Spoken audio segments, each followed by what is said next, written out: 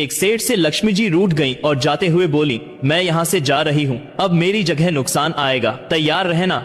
और अगर तुम मुझसे जाते जाते कुछ मांगना चाहते हो तो बोलो। सेठ बहुत समझदार था, बड़ी विनम्रता से बोला, माता नुकसान आ रहा है तो आने दीजिए, बस मुझे एक वरदान दीजिए कि मेरे परिवार में हमेशा सुख और शांति बनी रहे। लक्ष्मी जी मुस्कुराएं, तथास्तु कहा और वहाँ से चली गईं।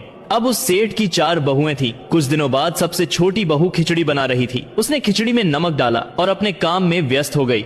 तभी दूसरी बहू आई और उसने खिचड़ी को बिना चखे ही और नमक डाल दिया और वह भी अपने काम में व्यस्त हो गई।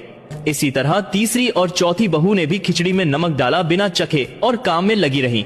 रात को सबसे पहले सेठ खाना खाने बैठे। जैसे ही उन्होंने खिचड़ी का 1 चम्मच लिया, उन्हें महसूस हुआ कि इसमें बहुत ज्यादा नमक है और सेठ जी तुरंत समझ गए कि नुकसान आ चुका है। किसी से कुछ नहीं कहा, चुपचाप खिचड़ी खाई और चले गए। अब खाने की बारी उनके बड़े बेटे की थी। बेटे ने खिचड़ी का एक निवाला लिया और परिवार वालों से पूछा, पिताजी ने खाना खा लिया, उन्होंने कुछ कहा? बाकी सबने जवाब दिया, हाँ पिताजी ने खा लिया, लेकिन किसी से कुछ नहीं कहा। बड़े बेटे ने भी चुपचाप खिचड़ी खाई और चले गए। इसी तरह परिवार के सभी सदस्य एक एक करके आए। अपने से पहले वालों के बारे में पूछे, कुछ नहीं कहा, चुपचाप खिचड़ी खाई और चले गए।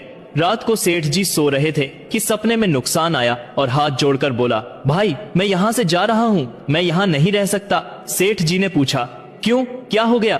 नुकसान बोला, तुम सब ने मिलकर 1 किलो नमक खा लिया, पर मजाल है कोई किसी पर नहीं चिल्लाया, कोई गुस्सा नहीं हुआ, सब शांत रहे। अब जिस परिवार में इतनी सुख शांति आपसी प्यार और सम्मान है, वहाँ मैं नहीं रह सकता। निष्कर्ष, जिस परिवार में प्यार शांति आदर और बड़प्पन है, उस परिवार का कोई नुकसान कोई आपदा कुछ नहीं बिगाड़ सकती।